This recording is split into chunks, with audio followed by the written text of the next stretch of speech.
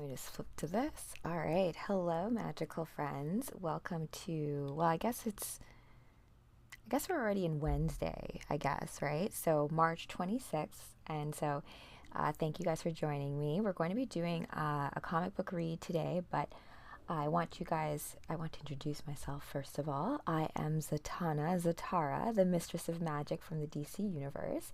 We're going to do some deep diving into my background story because we're going to look at Homo Magi because Homo Magi in the DC universe are actually related to Atlantis.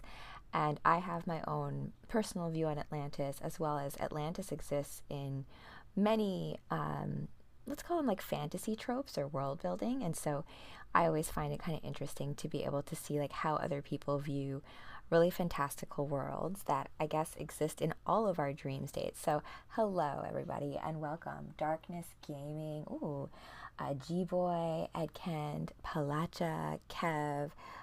Okay, so I'm not gonna be on too late. I always say that. Hey Philip Robles, how are you? How are you? Um, I hope you're all well. I'm just gonna get myself comfortable. I was gonna wear my suit jacket tonight, but it's a little warm. I'm actually also doing a little crochet project to create a little bunny rabbit so I can pull a bunny out of my hat in time for Easter. But that's not today's show. Today's show is we're going to look at Zatanna. So, are you guys familiar with Zatanna? If you are, please do drop in the chat. I would love to know. Fun fact, I do believe one of Zatanna's creators is the same as Batgirl's characters. Don't quote me on that because that's not today's presentation. And if you're watching this live on YouTube, I do have a screen share, which I'm going to show now because we're going to go into some info about Zatanna if you're not familiar. And then we're going to do a read of Doomsday Clock, but not all of Doomsday Clock. So interesting thing about Doomsday Clock is that there's actually prophecy in Doomsday Clock about 2025. And what year are we in right now? 2025. I'm not going to get into all of that. Zatanna does make an appearance in Doomsday Clock, and she goes up against Dr. Manhattan, her and Constantine, and the rest of the magic users. And it's an interesting conflict, right? How, well, Dr. Manhattan obviously wins, spoiler alert, but there's an interesting way in which those two powers interact with each other. And I always find comic books so interesting when it deals with those kinds of like concepts, right? Because a lot of that, oh, hey, Pokey13. Also, I have launched a Discord server. Well, actually, two Discord servers. One is, it's called Rachel Z's Galactic Sector. Have I been watching Daredevil? I have not been watching Daredevil, Conjura. I should though. I do love Daredevil. I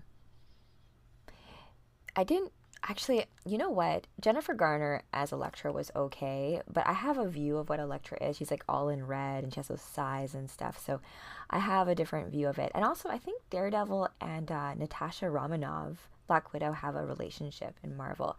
Don't quote me on that. I do have a Miss Marvel cosplay I'm working on. Hopefully it'll be done by Thursday. I've been having to sew it all myself, and like whenever I think to myself, so cocky, right? I'm like, oh, this will take me like an hour to sew and finish. Like Starfire, I was like, I already have the outfit, and it was just too big, so I needed to tighten it up. Elektra is Greek, is she? So it's interesting, you guys. Hey James, how's it going? Conjura, when you're saying Daredevil, do you mean live action or is there an animated show? I've been catching up on a lot of the animated versions of the comic books. So, but Daredevil is the MCU. Yeah, it's true. We're in DC right now, and not to get confused because both DC and Marvel deal with Atlantis. I'm trying to think now about, yeah. So in the MCU, I don't think it's really been done live action so much, but Atlantis is like Namor, and it is like this place under the sea, and there's other things involved in it. In DC, I don't know if you guys know this about Zatanna, but she is actually half Homo Magi. And so we're going to go into that, like what that means. Because I feel like in comic books, like, you know, I'm an astrologer by day, right? And so talking with a lot of my other astrologer friends who have been doing this a lot longer than I have, we are in such a prophetic time right now, you guys. It should not be understated that we're living in a time that has been dreamed about for millennia of like an awakening, right? Oh, Poke, great call out. So I've got 2 Captain Marvel cosplays I'm working on to prove a point, right? So we saw Namor in the MCU second Black. Oh, okay, you know what? I actually haven't watched the second Black Panther movie. Don't kill me. I couldn't watch, like, you know what? Second, what do you want to call it? The second, third phase of the MCU. I couldn't keep track. I'm an OG, like, OG Avengers, that first Avengers movie. I still get chills when I watch it. Or that scene with all the portals. I just love Captain America. I have a really special cosplay featuring Ms. Captain America coming up very soon. Let's see here. Hey, Haj. Oh, yes. So to address your question, Pokey, I have a Mary Marvel cosplay that I'm doing in conjunct to a new Supergirl cosplay that I'm working on, because here, I'll show you. Look at how wrecked this comic book is. But there is so much intel in this comic book. So Crisis on Infinite Earths effectively wipes out this storyline, right? I'm going to revisit this a little bit later on this week, but you see it's like Supergirl versus Supergirl. And it's because they're dealing with like a demoness. But we have Mary Marvel right here. So she's Shazam's sister. And I know, like, due to copyright, I feel like they had to change Captain Marvel into Shazam, right? Even though Shazam's the wizard, of which Captain Marvel is the champion of. So it gets all confused there, because like, even DC, they don't refer to their superpowered people as superheroes. They call them metahumans, except for Constantine, who refers to them as the soups and stuff. So anything after Endgame isn't worth watching. Yeah, the TV series have done some good stuff. And also, I've been watching Crisis on Infinite Earths, the animated movie, I guess. It's in 3 parts. The first part's Flash. The second part, I think, is Supergirl. And yes, Supergirl is so cool. Oh, yeah. I would love to get her on the show, like interview her. I'm going to see. And also Marv Wolfman I want to really talk to as well, because he created Nightwing, as well as he wrote Crisis on Infinite Earths. Oh, and Superhero Chris, hey, how's it going? So we're going to go into Zatanna just a bit. Oh no, I haven't seen the live action Crisis on Infinite Earths. It's been really interesting for me to cross-reference that story. But we're going to talk about Crisis as well, because so Doomsday Clock, fun thing, actually good thing. I'm gonna not mirror this so you can read it. So this is Doomsday Clock. The author of this, fun fact, Jeff Johns, right, who wrote Doomsday Clock, also wrote Blackest Night. Kind of interesting, right? Because both stories deal with very, like, prophetic things, right? And it continues the original Flash series. Ooh, that original Flash in the CW, I can't remember the actor's name, but I feel like he was more of the Flash than whoever they got, like Ezra Miller. Like, come on now, that's not Barry Allen. Barry Allen, I love Barry Allen. Oh, I have a cosplay that I'm working on for hubby to be Barry. But Wally West has grown on me with the Flash too. No, the other one. Oh my gosh. See, I have to keep track of all these things. We need to make a map with all the different continuities. Like, I've been trying to do that with Supergirl. I'm going to bring her back a little bit later to talk about that. So let's get into Zatanna, so I'm not here all night. I don't want to be here that long. I do want to get with. I loved Smallville up until a certain point. I had such a crush on Lana Lang, Kristen Krug. And I think they filmed all that in Vancouver, right? Okay, so bringing this to Zatanna, I'm going to give you guys some background into her. I have a quote by her saying, "Hey, pay attention to me. I'm fascinating." So Zatanna Zatara, usually known by just her first name, is a powerful half Homo Magi. I'm going to put a bookmark in the Homo Magi thing. She is the daughter of John Zatara, and just like him, casts spells backwards, right? So you're speaking backwards. Oh, and someone asked me who my favorite villain was. Oh my gosh, I forgot to answer. I'm so sorry. I love you, 4061. That's tough. Someone roasted me before when I was saying Black Cat was a villain, and they're like, she's an anti-hero, not a villain. I'm like, it depends on what the story is, right? Like, people have their own agendas and it can be like morally ambiguous. I guess to some degree you don't have to consider that a villain, but you can be on a redemption arc, which is always kind of nice too. Like, I was watching on Adult Swim, My Adventures with Superman. The animation style is really cool for that because it kind of looks like anime.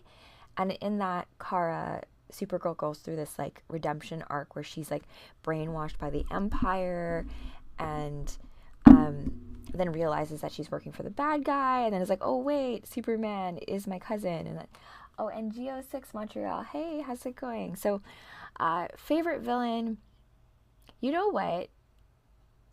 In DC, you would kind of say that like Dr. Manhattan's kind of villainous in some regards, and it's like this weird thing of being omniscient and also aloof, and so trying to have empathy for that. I think also Galactus, is he a villain? I like him a lot. Like, he's like an eater of worlds, but it's like a natural synthesis of things, right? So I guess they're kind of villains, but I think it's more like, and Lex Luthor I kind of like too in Smallville, like that line where he's like aware that he's the villain of the story, and like, that you're playing a certain role in the cosmic game. So that kind of thing. So I appreciate villains who are a bit more like Eagle Eye, or their motivations are more complex. Okay, so Zatanna, Miss Zatanna Zatara. So we're going to talk about the Homo Magi race in like just a second. It's funny here because the way they put this is Zatanna was raised by her father in a small house in New York near the infamous Arkham Asylum. So wouldn't that mean that she was raised in Gotham? But in the DC universe, I thought that are New York and Gotham the same thing? I thought that Metropolis and Gotham are just like, anyways, I'm going to put that to the side for now. So Zatanna's mother seemingly died after her birth, but she eventually learned that Cinderella, kind of sounds like the Mortal Kombat character, faked her death to return to her people, which is cool. Let's see here. So this part was also neat. Zatanna is a direct descendant of the artist and magician Leonardo da Vinci, and is related to Nostradamus, Alessandro Cagliostro, the noted alchemists Nicholas Flamel and Evan Fulcanelli, and Lord Arion of Atlantis. Zachary Zatara is also a magician. So I also relate to Zatanna because of the Z. Like, my middle name is Sabrina with a Z. And I remember being in grade 2 and like spelling my name out with a Z, and the teacher was, I'm like, I think I know my own name. Like, just one of those things. Like, it was very specific. It's Sabrina, not Sabrina. Although there was Sabrina the Teenage Witch, which is kind of funny. So cool thing about Zatanna, her first appearance was in Hawkman. Hawkman has a lot of cool background lore to it when it comes to Egyptian mythology, which I think we may explore in a future date if I ever get a cosplay for Hawkgirl, which might be super intense, but I'll be open to the challenge once I have a bit more of a cosplay workshop, which is coming down the pipe. I can be like maybe Mrs. Dress Up. Bring back Renaissance people, right? So you're not just one type of artist. Like, if you think about Leonardo da Vinci, he was like an architect and a sculptor and a painter. So all of these things are all different ways. My niece is named Sabrina. That's kind of cool, Philip. I think wasn't there a movie, Sabrina? And there's Selena. I love the way that sounds, right? When you have your name, like Sophia, that changes the intonation. So it matters when you're saying a name where the emphasis is, right? It changes it. Also, like when you're trying to force rhymes sometimes. If you ever freestyle rap. I miss good freestyle raps, Maybe I'll work on it. Slam poetry kind of thing. So I do love Zatanna because she is very much she has her own life outside of being a superhero. She's also a stage illusionist, right? So she's also a performer. She also is one of those magicians. And I remember when I was looking into Zatanna and like Harry Houdini and like past magicians. I love magic, by the way. Even like David Copperfield back in the day, like dated Claudia Schiffer and stuff. Like the show. I love the grand show, and like I can still know how it, like, remember, do you guys remember like that masked magician guy? And he would show you the trick, and like, even though, like, to me, even though I know how the trick is done, it's still ingenious how to, you have to, it's like how I do video editing, and like that's why I had my little movie clipper, because movie magic is like playing with your perspective of things. It's why I love animation so much and why I love comic books so much, is because you in your own mind's eye connects all those dots and creates that story in your own head. Like, you're the magic that brings the characters to life. So bringing this back to Homo Magi, it's interesting though, because I think Constantine, there's gonna be a Constantine part 2 with Keanu Reeves, and I love Keanu Reeves, but he's not really Constantine to me. Like, Constantine in the comic books is very much, this like English gruff, like, I've seen it all. He's also a very powerful mage. But I don't know if he's a Homo Magi at all. I remember reading a comic book where he was like a fighter pilot and he died and he was brought back to life, and I can't remember the context of that. But let's go into the history of the Homo Magi, just for any of you out there who feel like you're also part Homo Magi. So Dark World was a dimension. So Dark World in the DC universe is like where most magicians grab their power from, I believe. So Dark World was a dimension created by an unnamed cosmic entity who later fell into a deep sleep. This entity's dreams were responsible for creating the first Lords of Chaos and Lords of Order. So Chaos and Order. It's interesting, these names. Chan, is that how you say it? Chan? Chaos, and Gemnin, Order. And Tynan, the Balancer. DIP, Dark Fantasy. Oh, Adam Sandler is perfect for that role. Are you saying that Adam Sandler is perfect for Constantine? I missed something here. And Jeff, thanks for the follow. Okay, I'm not as familiar with Dark World. I have Justice League Dark. Hold on. Which I read you guys before. Wait. Yes, so Justice League Dark, which is kind of cute because Zatanna gets trapped in this other world, and Constantine gets like Frankenstein and like Madame Xanadu, and they all get together to rescue Zatanna. Indeed. I don't know about that. I feel like, who would I get to play Constantine? I miss when they just got unknowns to play characters like this, right? So they could really like just be entrenched in it. But Constantine's definitely like a rogue. If I had to get him to be an astrology sign, he'd probably be a Scorpio with a bit of Gemini there. So a Scorpio Gemini, something going on there. I wish the final season of Umbrella Academy was actually good. They have an actor on that. Oh, you know what though? It's very difficult, I find, for shows to, like, even amazing shows, that last season, like, look at Game of Thrones, right? Look at how, like, even Breaking Bad, when I watch that, it's like, it's very difficult. Like House, for example, I used to love the show House. Oh, so good. Detective show, but about like the body, so good. And like House being like, everybody lies, and doing like self-surgery on himself and stuff. Thank you. I'm here to share stories with you guys, and I just went on a tangent. Okay, so Atlantis is what I wanted to bring up. Oh, and God loves you too. Whichever, I tried not to use God because God tends to be a very heavy word. Chat can believe me. I like to use Great Spirit, Creator, because I have a really strong connection So House is bad now. House, man, do you guys remember how hot Cuddy was? Remember that striptease that she did? I don't know. It's like I have like flashbacks of that from House.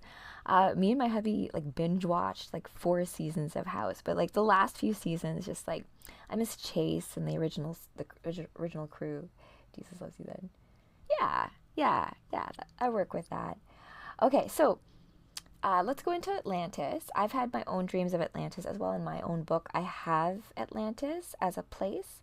What about God? No, I loved Game of Thrones. Up until the last season,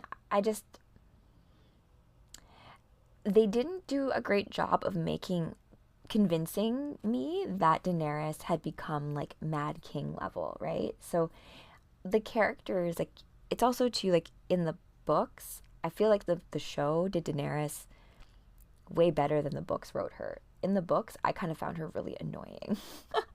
And then when I saw her in the show, I'm like, wow, like, you're awesome, Daenerys, like, mother of dragons and so badass. But so it's interesting people's lenses when they bring those stories to life, because as you guys know, like, when you read comic books, everyone is still going to get a different message from it, and that's okay, right? Our interpretations and our own personal ways of interfacing with the story and its own meanings for you on a personal level.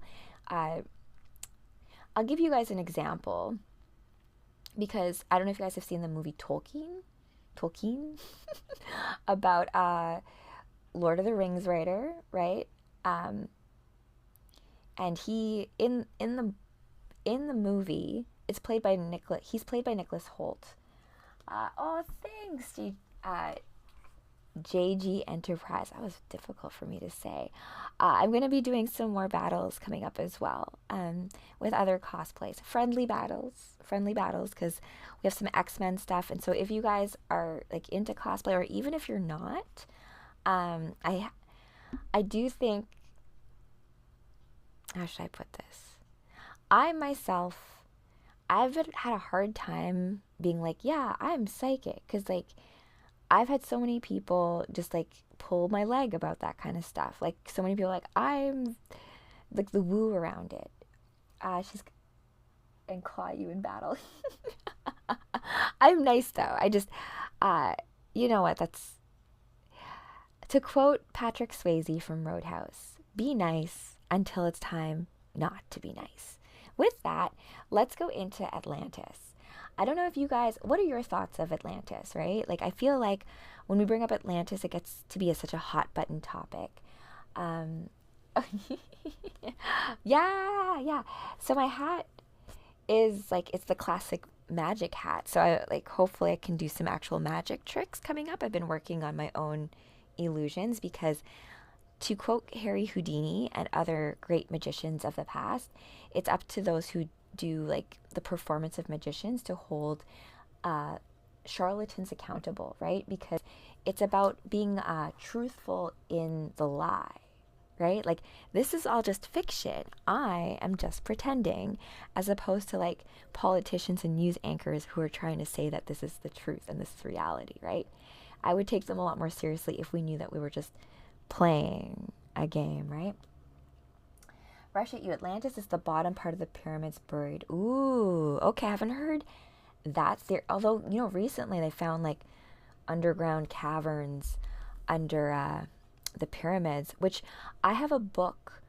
I can't say it. It's Aphrodite spelt backwards. And I have a whole PDF of it. I think on Friday I'm going to do a very special read of it, because it's about people who live in the middle of the earth. Not in the middle, but like in the earth, and like all the vegetation's huge, and like there's big mushrooms and stuff. Jason Momoa is the perfect actor for Aquaman. That's all my knowledge of Atlantis. So you're talking about like the like Mira is actually, I'm so sad about Amber Heard being like kind of crazy, because she's very beautiful, and it's just unfortunate, because Mira's a cool character. Okay, so let's talk about Atlantis in DC. Now, Aquaman is related to it. Now, is it? Yes, because I'm getting my universes confused, because Atlantis exists in very many stories. in my viewpoint, like the Earth, this is just my viewpoint of Atlantis. I look at Atlantis as being like when the world was much closer together. So like Pangea. Rachel, I play D&D. I've joined a group on Thursdays. I'm going to ask them if I can stream it live, if they'll let me. I've been playing Forgotten Realms in Statsklad. We're in a cave trying to escape, and I'm playing as a moon elf assassin. Yeah. Sue, Blackfoot, and Marvel superheroes, not yet. I play Marvel Rivals, though. Not well. But I do have all my Marvel RPG cards, and I think that might be kind of fun to play with. I grew up in the prairies, so I had a lot of friends who were native, but I myself, my father is South African and my mother is Filipino, but I was born and raised in the prairies of Winnipeg, and like my best friend growing up was Jamaican, and my other friend, she was like Irish, and my other friend was oh my gosh, Polish Ukrainian. So we were like, it was so funny too, because my best friend, we've reconnected now, which is awesome. She was like 5'9", and I always called her my like Amazonian princess. And I was like, when you're a short person, you hang around tall people, you start to think that you're tall too, but you're like not. So I know some Cree. I potentially do. I do have a strong connection to the cosmology of the land that we're in right now, because there's something really special about being here in the Great White North, right? Like, I'm an island girl, but why are we being reincarnated here in this place where it's freaking cold? We have beautiful Great Lakes, and I will say, I'm in Toronto right now, and I do now get homesick for the space of the prairies. I get homesick for being able to see all the stars from my backyard, of seeing Orion look over my father's house. So like so I just, I miss that. D&D, I played half elf. Oh my goodness, Tojo, I feel like we like playing the same characters. I was gonna play as a half elf, but because it was Forgotten Realms, a moon elf kind of made sense with what I was going with, because my character's name is Mayari, and in in the Filipino pantheon, before they became Christianized by the Spaniards, they had a pantheon where they had a brother and sister sun and moon goddess, and the moon goddess of the Philippines is named Mayari.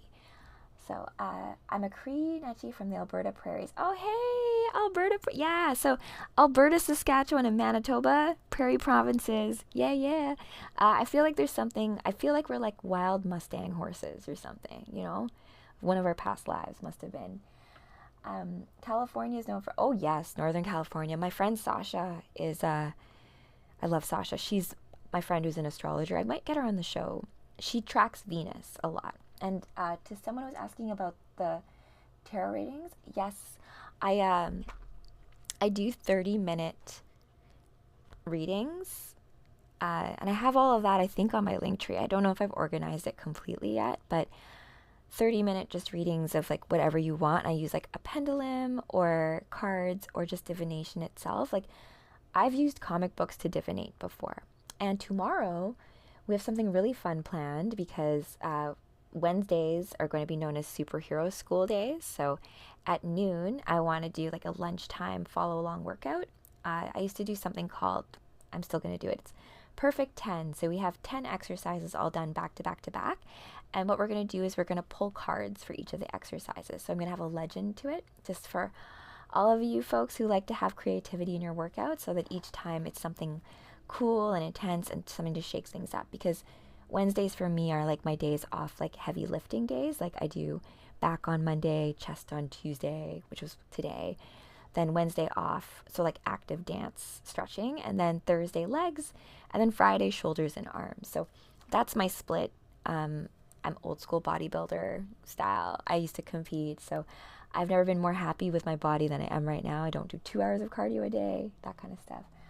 I'm a bear or a black wolf. Ooh, I love black wolf. And I think you can have more than one animal totem. I feel like it's a matter of knowing which animal teachers speak to you. Like white wolves have always spoken to me, as well as like as birds in general. Like I feel like whenever I even walk around, I like have the birds follow me and talk to me. And in my dance studio, I see lots of rainbows and stuff. Eagles, ooh, I love eagles. The birds of prey, right? Oh, so good. Like the falcons and ospreys, uh, and like golden eagles are huge too. I love it. Ravens. How do you find out what animal you are?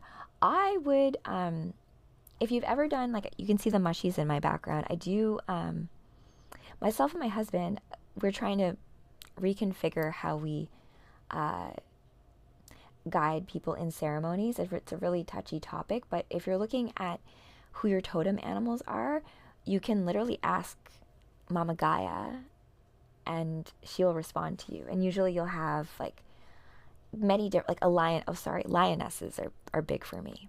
Lioness, like the goddess Hathor from Egyptian mythology is a very resonates with me a lot, because I think what women don't seem to realize is when they're saying goddess is that there are many, many, many goddesses, right? And some of the goddesses are a lot more, how should I put it? It's like Scarlet Witch energy, or even like Dark Phoenix energy. It's like, I have no idea what any of that meant. Okay, you know what? I'm getting sidetracked. Birds are messengers sent from the spiritual, 100%, right? Especially ravens and crows, right? Odin has those like blackbirds. I think the two ravens that are his messengers, as well as the crow, right? This idea of being a messenger between worlds. And yeah, but like all birds, all animals are able to kind of traverse those types of realms, right? Moon Knight, yeah. I'm not as familiar with Moon Knight lore, but maybe we can do a little deep dive later of all the different stories. Like we can go across universes that deal with Egyptian mythology, because Spider-Man even has the Temple of Inanna, and that temple is actually where the Macrobe crystal resides. And that Macrobe crystal houses the White Hot Room, and that's not the same universe as this, right? But each of you guys, I bet, has some cool nuggets of intel, and I do too, right? And so we can kind of put that all together, because that's what the ancients used to do, right? To figure stuff out. Okay, so I'm going to let you guys know about Homo Magi. So in the DC universe, the Homo Magi originated on the lost continent of Atlantis. The continent was a focal point for unharnessed magical energies, also known as wild magic. So if you guys have ever seen the show The Magicians, oh, such a good show. We should do some like group watch of it. There's some episodes in there that I feel have some good intel. The Magicians are kind of like the X-Men, but like for magic. And there's different types of magic users, right? You have travelers, and you have ones who like deal with more like light refracting, ones who deal with more goddessy energy, ones are more like nature magic. So depending on your magic, you would practice those types of things, right? Wanted to watch. Oh yeah, please go. I'm gonna rewatch some of those episodes. I love it so much. And Margot, oh, and the fairies. Oh, it's such a good, and clearly, it's inspired by Narnia. I think, right? Fillory and Narnia are very equivalent to me. More comparable to Doctor Strange. I don't know though, actually. So we'll get into that in just a second, because it's like when Jean Grey went to go see Doctor Strange to do a seance. Like, psychic abilities are not necessarily, well, is it all magic? Perhaps. But let's say empathetic magic. So for me, when I get messages from the universe, I don't necessarily see anything. I'm not like a vision person. I feel things. So for me to see it, I need to draw it. It needs to come out that way, or I write, right? You like doodle, right? And then I can revisit it later and then like understand it, right? Yeah, I feel it. Yes, we're gonna read Doomsday Clock today. I wanted to actually talk to you guys about the Homo Magi, but I'm running out of time. So let me see here. Cindella is a Homo Magi. Let's see here. Homo Magi are genetically compatible with normal humans and are genetically identical to normal humans. The mysterious property that makes them Homo Magi is somehow, dominant, like a gene. The child of a normal human being and a Homo Magi will always be a Homo Magi. That's okay. That doesn't really explain anything, but if you had a normal human and a Homo Magi, the child will always be Homo Magi. So Zatanna, because her mother is Homo Magi, has extra special magic powers. Bye, Tojo. Love you too. I hope that keep working on your magical powers, guys. Our superpowers are supposed to be online according to the astrology. However that expresses itself, I feel like on a grand cosmic level, like with great power comes great responsibility, that certain things will turn on as you learn to wield those powers responsibly and to develop your own practices as to having it for the good of humanity and humankind, let's say. Okay, so how and why this trait expresses itself the way it does has yet to be recorded. Apparently, that altered Atlantean genome is the difference between Homo Magi and regular human magic users. So, let's see here. I didn't even explain that part. The continent was a focal point for wild magic, and the local Homo sapiens evolved into Homo sapiens Magi as a result to their exposure to these energies. Those humans who gained these mystic abilities interbred for thousands of years, concentrating and strengthening the genetic predisposition. Okay, so wild magic. I love that concept. So wild magic and what's the domesticated magic, right? So domesticated magic, I like to think of as like tech, as like video editing, as like the smoke and mirrors of how we're able to put on a performance. Like that's very contained and structured magic, as opposed to like the magic that's just like wild and free and almost chaotic in nature, right? So the way this kind of seems is that the unharnessed magical energies, the wildness of it, and the exposure of certain human beings. So I feel like that's a tell for us now. Like I feel like there's going to be more wild magic, especially this summer, afoot. So ways to harness that would be to like ground yourself, get your toes in the sand, hug a tree. Who cares if you look crazy? And during important parts of the year, like go out and like look up at the sky, right?